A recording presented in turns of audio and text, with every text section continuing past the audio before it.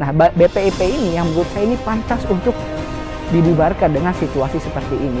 Karena jika memang Pak Jokowi ingin melakukan penanaman ideologi Pancasila yang semakin mantap, semakin kenal di era milenial, apakah Pak Jokowi berani untuk membubarkan BPIP, lembaga yang dibuatnya pada sepertinya Pak Jokowi terpepet karena faktor ekonomi Indonesia yang saat ini sangat ibaratnya mengkhawatirkan. Singapura saja saat video ini dibuat ini sudah mengalami resesi. Singapura, sekelas Singapura, negara maju di Asia Tenggara.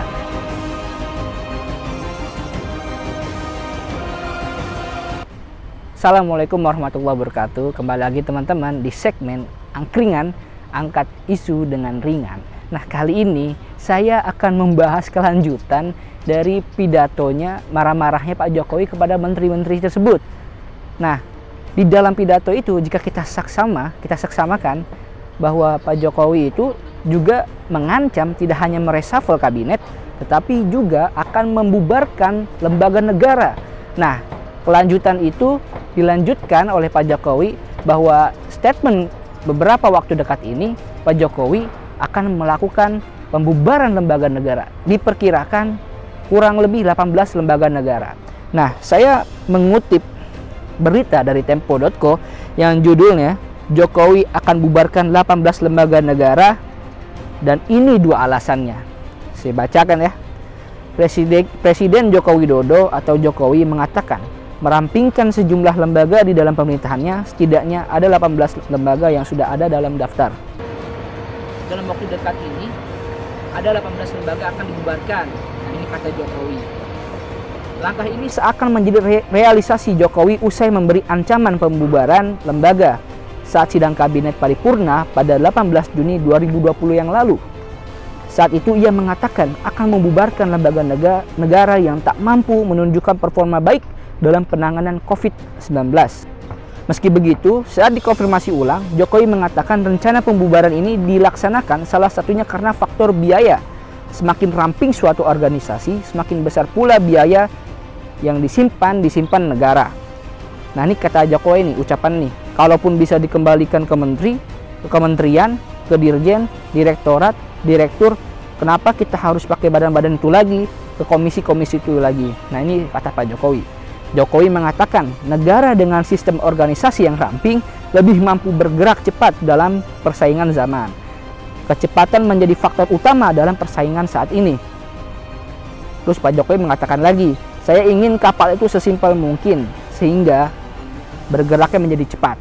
Organisasi ke depan kira-kira seperti itu, kata Jokowi.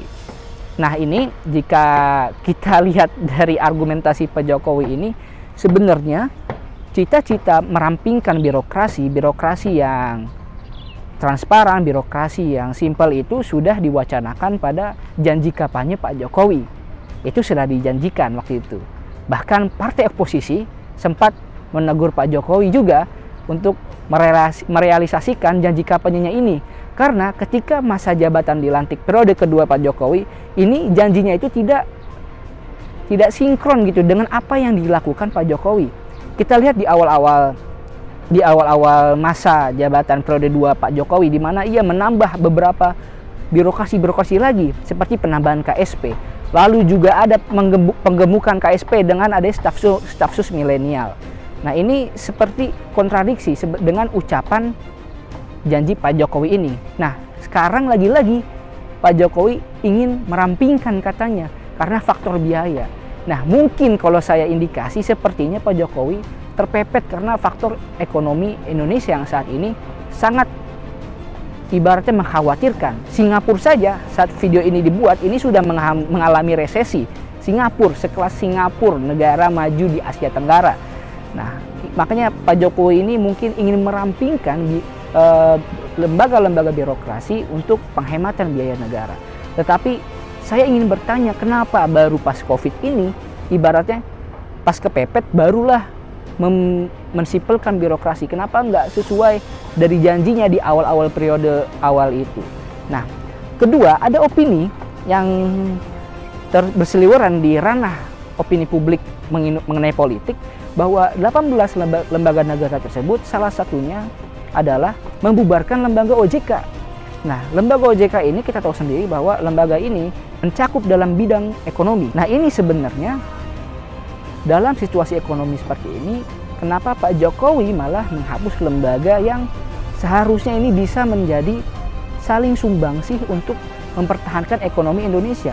Malah kok dibubarkan OJK ini, Otoritas Jasa Keuangan. Nah, seharusnya hemat saya, sekali lagi hemat saya, Pak Jokowi harus membubarkan lembaga negara yang lembaga negara yang bukan dalam bidang ekonomi. Kalau memang niatnya Pak Jokowi ingin menstabilitaskan ekonomi, penghematan biaya dan semacam alasan itu. Nah, seharusnya Pak Jokowi jangan menghapus lembaga yang mencakup dalam bidang ekonomi. Mungkin yang kita tahu adalah Pak Jokowi ini bisa membubarkan lembaga negara yang lain yang sifatnya tidak urgensitas dalam situasi ekonomi yang seperti ini. Contoh, mungkin apakah Pak Jokowi berani untuk membubarkan BPIP, lembaga yang dibuatnya pada eranya BPIP ini? Nah, seharusnya kalau hemat saya, BPI ini kan badan baru yang dimana dengan merekrut tokoh-tokoh bangsa dengan biaya yang menurut saya mungkin juga lumayan gitu. Kan biaya untuk gajinya dan lain-lain itu bisa kita hematkan gitu. Nah, BPIP ini yang menurut saya ini pantas untuk dibubarkan dengan situasi seperti ini. Karena jika memang Pak Jokowi ingin melakukan penanaman ideologi Pancasila yang semakin mantap, semakin kenal di era milenial, dan turun cucu-cucu anak cicit kita, ini bisa disematkan dalam kementerian lain, yaitu Kementerian Pendidikan dan Budaya. Nah, di situ bisa disematkan nilai-nilai BPIP itu ke kementerian. Nah, ini kan juga kita singgung kan teman-teman, tadi Pak Jokowi mengatakan bahwa mungkin akan dikembalikan ke kementerian atau sektor dirjen dan lainnya. Nah, ini menurut saya BPIP ini bisa dikembalikan fungsinya ke Kemendikbud. Jika memang fungsi BPIP ini ingin lebih menguatkan nilai-nilai Pancasila kepada pendidikan, ini bisa ditumpahkan fungsi ini ke Kemendikbud. Itu sih menurut saya, hemat saya yang dari kacamata awam saya ini teman-teman. Nah, mungkin itu saja teman-teman. Saya hanya bisa memberikan saran. Tentunya niat Pak Jokowi ini sangat baik untuk merampingkan lembaga negara, dan lembaga negara semakin ramping, birokrasi itu semakin tidak berkeliru, biar selut-selut lah gitulah. Pokoknya jadi tidak makin rumit, dan otomatis biaya negara akan semakin hemat. Itu tentunya Pak Jokowi mempunyai niat yang baik. Tetapi jangan sampai pembubaran lembaga negara ini tidak tepat guna. Salah satu contohnya adalah lembaga dalam sektor bidang ekonomi yang dibubarkan. Ini menurut saya, itu yang tadi saya sampaikan, bahwa lembaga yang bidang ekonomi ini kalau bisa dipertahankan saja untuk bisa berkontribusi untuk menjaga stabilitas ekonomi. Itu saja teman-teman pendapat kami dari Kajian Kopi Malam Institute. Mungkin jika teman-teman suka dengan video ini bisa di like, komen, share, dan jika teman-teman ada berbeda pendapat silahkan komentar di bawah. Oke, jangan lupa di subscribe channel ini biar kami semakin semangat untuk membuat konten-konten positif. Oke, itu saja. Assalamualaikum warahmatullahi wabarakatuh.